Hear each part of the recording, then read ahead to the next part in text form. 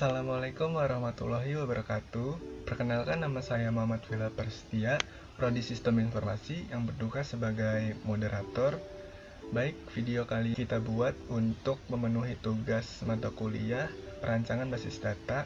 Dosen pengampu yaitu Elan Malianto, Eskom MTI. Di sini saya juga bersama teman-teman saya yaitu Ahmad Jakal Mudadi, Rizky PM, Fitri, dan Yulia.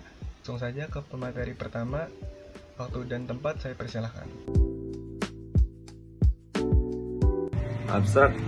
Perancangan database alumni adalah suatu sistem yang menyediakan informasi bagi pihak sekolah, yaitu tata usaha, kepala sekolah, dan alumni.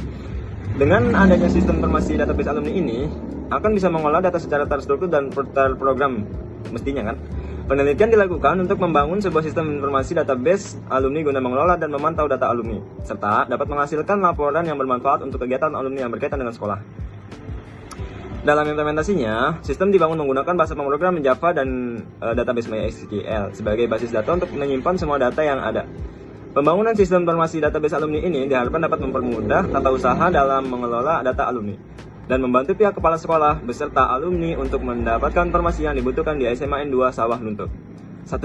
Pendahuluan 1.1 Latar belakang masalah sistem informasi berbasis komputer saat ini telah menjadi suatu hal yang primer bagi pemenuhan kebutuhan informasi. Banyak bidang yang telah memanfaatkan sistem informasi berbagai bisnis sampai dengan pendidikan telah menggunakan komputer sebagai alat bantu dalam mempermudah pekerjaan. Perkembangan ilmu pengetahuan dan teknologi pada saat ini memicu banyak kalangan untuk mencari alternatif pemecahan masalah di bidang sistem informasi. Penggunaan komputer sebagai alat bantu pekerjaan di bidang teknologi sistem informasi semakin banyak berkembang di segala bidang.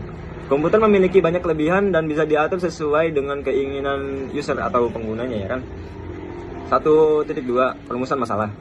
Sistem pengolahan data alumni yang digunakan pada SMA N2 Sawah Lunto belum terstruktur dan masih menggunakan cara yang masih manual. Berikut beberapa masalah yang dihadapi oleh SMA N2 Sawah Lunto dalam pengolahan database alumni saat sekarang ini. 1. Kesulitan dalam menyimpan data siswa dan kesulitan mencari siswa atau mengajak siswa untuk ikut Yang ketiga, bagaimana dengan sistem manual saat ini yang belum adanya keterangan tentang status alumni yang masih hidup atau telah meninggal. Baik, itu saja yang saya sampaikan. Saya kembalikan lagi kepada moderator. Langsung aja, hipotesa kita ambil dari rumusan masalah. Ada 3. Yang pertama, dengan adanya sistem baru berbasis Java, penyimpanan data untuk siswa-siswi alumni menjadi lebih cepat dan praktis, serta diharapkan bisa mendorong efektifnya kegiatan sekolah dari informasi kontak siswa-siswi alumni yang disimpan. Yang kedua, pada sistem yang baru diharapkan agar nilai rata-rata akhir siswa-siswi alumni dapat disimpan. Selanjutnya, diharapkan sistem yang baru bisa memberikan informasi tentang status siswa-siswi alumni untuk kegiatan sekolah yang berkaitan dengan alumni, serta bisa memberikan laporan yang bermanfaat kepala sekolah dan pihak terkait. Kemudian, tujuan penelitian.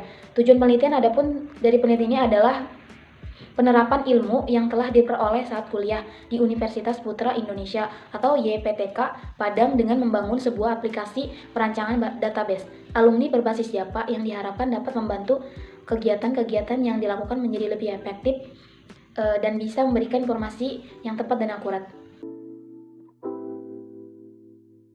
Baiklah, yang selanjutnya merupakan landasan teori siklus hidup pengembangan sistem. Yang pertama, System Development Life Cycle SDLC adalah langkah-langkah atau pedoman yang harus diikuti untuk mengembangkan merancang sebuah sistem. Siklus hidup pengembangan sistem ini adalah seperti kompas dalam merancang sistem. Yang kedua merupakan alat bantu dalam perancangan sistem dan logika program. Langkah-langkah yang dilakukan pada tahap perancangan suatu sistem dan program adalah membuat usulan pemecahan masalah secara logikal. Alat bantu yang digunakan antara lain adalah aliran sistem informasi (ASI), data flow diagram atau DFD, entity relationship diagram atau IRD, dan flowchart. Selanjutnya yaitu analisa dan desain. Tahap pertama ada analisa sistem. Tahap analisa sistem dilakukan sebelum tahap perancangan sistem. Tahap analisa sistem adalah tahap yang sangat penting dalam perancangan suatu sistem. Sebelum melakukan perancangan sistem yang diperlukan adanya gambaran mengenai sistem yang sedang berjalan untuk mengetahui bagaimana aliran sistem informasi data dan memahami kelemahan yang ada, seperti gambaran sistem yang sedang berjalan pada data alumni SMAN 2 Sawah Lunto. Hal ini dimaksudkan agar sistem baru yang akan dirancang dapat diaplikasikan dengan baik. Gambaran sistem yang lama akan dijadikan sebagai bahan perbandingan untuk merancang sistem yang baru. Kesulitan yang sering dihadapi adalah proses mengantrikan data siswi-siswi yang masih dengan menggunakan cara manual yang banyak memakan waktu, kurangnya keamanan data dan kelengkapan informasi. Untuk dapat mengatasi dan meminimalkan masalah yang sedang dialami agar proses mengantrikan data alumni menjadi lebih cepat, data yang disimpan menjadi lebih aman, dan menghasilkan informasi yang lebih lengkap untuk membantu kegiatan di sekolah yang berhubungan dengan alumni, maka diterapkan aplikasi database alumni berbasis Java. Ini merupakan contoh aliran sistem informasi database alumni SMAN 2 Sawah Lunto. Untuk tabel pertama di sini ada Dinas Pendidikan, untuk tabel kedua ada Tata Usaha, tabel ketiga ada Kepala Sekolah, dan tabel keempat ada alumni.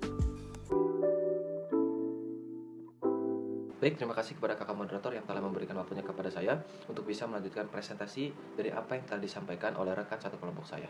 Di sini, saya akan melanjutkan tentang pembahasan mengenai desain sistem. Setelah tahap analisis dilakukan terhadap sistem yang sedang berjalan, maka langkah selanjutnya yang perlu dilaksanakan adalah mendesain sistem yang baru dengan maksud agar nantinya dapat mengatasi masalah atau kelemahan dari sistem yang lama. Jadi dengan adanya desain yang baru, kita dapat memudahkan atau mengatasi masalah yang telah terjadi pada desain yang lama. Nah, desain yang baru ini merupakan pengembangan dari sistem yang lama. Karena itu, desain baru ini harus lebih baik dari sistem yang sebelumnya, serta juga lebih mudah dipahami dan digunakan oleh siapa saja. Jadi, desain yang baru ini harus lebih mudah dan harus lebih simpel agar apa? Agar bisa lebih mudah untuk digunakan dibandingkan dengan sistem yang lama. Nah, teman-teman, di sini ada gambar entity relationship diagram atau entitas relasi diagram. Nah, di sini itu ada 3 macam entitas, ada alumni, ada pekerjaan, dan juga ada kewirausahaan. Dan di sini pun ada mempunyai banyak atribut. Contohnya atribut dari alumni ini ada nomor induk, ada tanggal lahir, ada keterangan alamat, dan lain-lain. Dan juga di sini ada relasinya tuh ada punya. Nah, di sini relasinya ada 2. Dua-duanya ini sama-sama punya untuk relasinya. Dan juga ada tata usaha ini mempunyai atribut ada 6.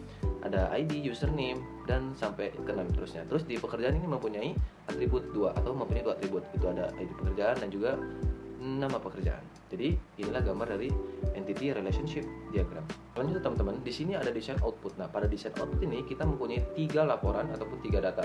Yang pertama itu laporan alumni berdasarkan tahun kelulusan, yang kedua adalah laporan alumni berdasarkan pekerjaan, dan yang ketiga itu adalah laporan alumni berdasarkan keterangan. Nah, jadi di sini ini mempunyai berbeda-beda laporan. Ada yang dari tahun kelulusan, ada yang dari berdasarkan pekerjaan, dan juga ada yang dari keterangan. Jadi kita mempunyai 3 laporan dan laporan itu adalah laporan yang berbeda. Lanjut yang keempat itu kepada penutup. Pada penutup ini kita mempunyai kesimpulan, dan kesimpulan ini yang dapat penulis jabarkan berdasarkan analisa, perancangan, pengujian sistem yang dibangun berdasarkan teori yang digunakan. Itu ada 5 kesimpulan. Yang pertama, aplikasi yang telah dibangun dapat menginputkan data alumni ke dalam database dengan cepat. Yang kedua, aplikasi ini dapat memberikan laporan dan data alumni berdasarkan tahun kelulusan, pekerjaan, keterangan, dan kartu alumni. Dan yang ketiga, proses pendataan alumni menjadi lebih mudah. Keempat, dengan adanya aplikasi ini, kepala sekolah dapat menganalisa data alumni, dan alumni bisa menggunakan data alumni yang ada untuk kegiatan sekolah yang berkaitan dengan alumni. Yang kelima, itu informasi alumni menjadi lebih rinci karena telah ditambahkan informasi kontak dari alumni sehingga makin memudahkan alumni dalam menjalin komunikasi. Jadi dalam kesimpulan ini ada banyak kemudahan ketika kita menggunakan aplikasi ini, ketika kita menggunakan data yang kita buat ini. Setelah kesimpulan, tentunya kita mempunyai saran. Nah, pada saran ini kita mempunyai 2 saran.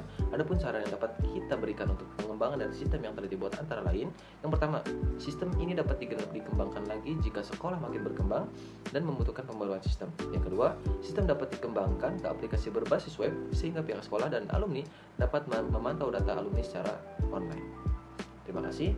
Sekian dari saya. Kurang lebihnya mohon maaf. Saya kembalikan kepada kakak moderator. Itulah presentasi dari kelompok kami.